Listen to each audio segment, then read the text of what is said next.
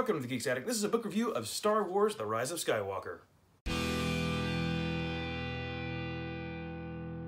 Star Wars: The Rise of Skywalker Expanded Edition was written by New York Times bestselling author Rae Carson. Now, she's no stranger to Star Wars, as she wrote a short story in a Canto Bight book and wrote a YA novel for Disney Lucasfilm Press, Most Wanted, which ties into Solo: A Star Wars Story. Now, she's tackling a novelization published by Del Rey. So let's go into a brief summary.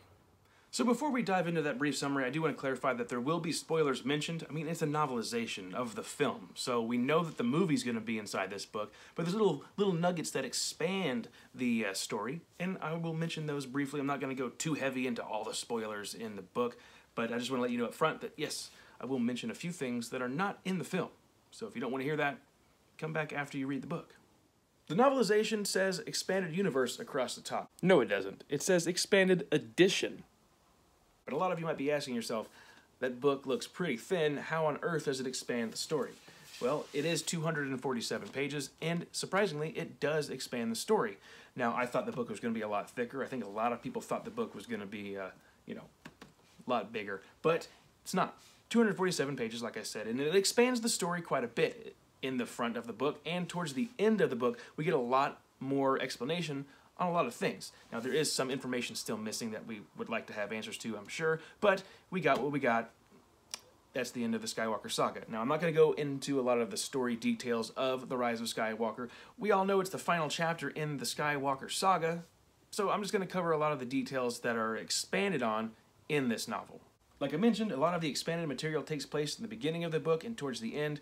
We start off with Leia training Rey and how to do things with the Force. Pretty cool. But the coolest part is finding out about Leia's history with the Force, why she abandoned her Jedi training, who she's been in contact recently with, and who is contacting her nonstop throughout the book, which is kind of strange, and I will go ahead and spoil that moment right now. We've got Luke Skywalker from beyond the grave calling Leia, hey, come on, it's time. Come to the Force. Be one with the Force. Why, Luke? You told us in The Last Jedi that you were going to be seeing Ben Solo around, but no evidence of that whatsoever, which is kind of a bummer, because I was hoping that, Luke would be haunting Kylo Ren. Apparently he doesn't. Now, Leia leaves the Force training, her Jedi training, if you will, because she saw what happens in the future, had one of those little Force visions, and she didn't like what she saw, so she, went on to do her political thing, and that's how she decided she would help the galaxy, politically. Now, there's a lot of really cool things that happen with Kylo Ren that we don't get in the film. I know we did get to see Kylo Ren going through the woods, chopping people down, but who are those people? Where is he? In the book, we find out he's on Mustafar, and those people that he's cutting down are Vader cultists. Yes, there's this cult on Mustafar trying to preserve Vader's legacy, and Kylo Ren is just chopping them down, slaughtering them, because he wants that Wayfinder to get himself out to Exegol to have a conversation with Darth Sidious. Kylo Ren goes up to this black, oily lake, and a monster comes out, creature, alien, to see if he's worthy enough to give the Wayfinder. That was cool, and the rocks that are sticking up out of this black, oily water are remnants of Vader's castle. Pretty cool. Let's go ahead and talk about Darth Sidious. Who is he? What's he doing, and how is he doing it? Well, it all starts with the tragedy of Darth Plagueis the Wise, a tale you'd never hear from the mouth of a Jedi, but the Sith himself, Darth Sidious, in the film Revenge of the Sith. There is an outstanding book out there called Darth Plagueis. It's an expanded universe book. It's not considered canon. If you buy it new, it has a yellow banner across the top that says Legends on it. I highly recommend you go pick that up, because it goes into great detail about the relationship between Darth Plagueis and his apprentice, Darth Sidious. Darth Plagueis wants to live forever. He wants to cheat death. He teaches his apprentice everything he knows. Hopefully they can do research together to get this figured out and live forever. Well, you know how the story goes with the Sith. One master, one apprentice. Apprentice wants to kill the master to become the master. So that's what happens. After Darth Plagueis teaches his apprentice everything he knows, dead, Plagueis out of the picture. So Darth Sidious applies all that he's learned from his master and tries out in Exegol, that planet we learn about in The Rise of Skywalker, and has a cloned body, multiple cloned bodies, so it can be a vessel for when he disconnects from himself to transfer his spirit into that body, therefore living forever. Okay, so Darth Sidious has this vibe, he has this feeling that Vader's going to turn on him and kill him. So he has his Sith Eternal group getting things prepared, even though things aren't 100% complete. When Vader picks up Sidious, throws him down a shaft, Sidious disconnects from his body. He absorbs all the dark force that he can to leave his body. This is probably what that blue light is whenever he's thrown down the shaft.